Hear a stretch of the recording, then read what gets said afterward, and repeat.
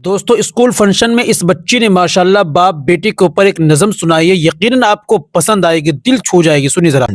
बाबा जानी करवट लेकर हल्की सी आवाज में बोले, बेटा कल क्या मंगल होगा? गर्दन मोड़े बिन न बोला, बाबा कल तो बुध का दिन है। बाबा जानी सुन ना पाए, फिर से पूछा कल क्या दिन है?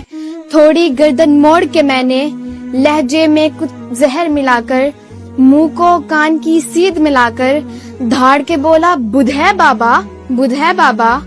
आंखों में दो मोती चमके, सूखे से दो होंठ भी लर्जे, लहजे में कुछ शहद मिलाकर बाबा बोले, बैठो बेटा, छोड़ो दिन को दिन है पूरे, मुझ में तेरा हिस्सा सुन लो, बचपन का एक किस्सा सुन लो।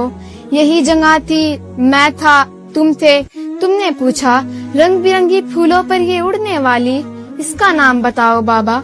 गाल पे बोसा देकर मैंने प्यार से बोला, तितली बेटा।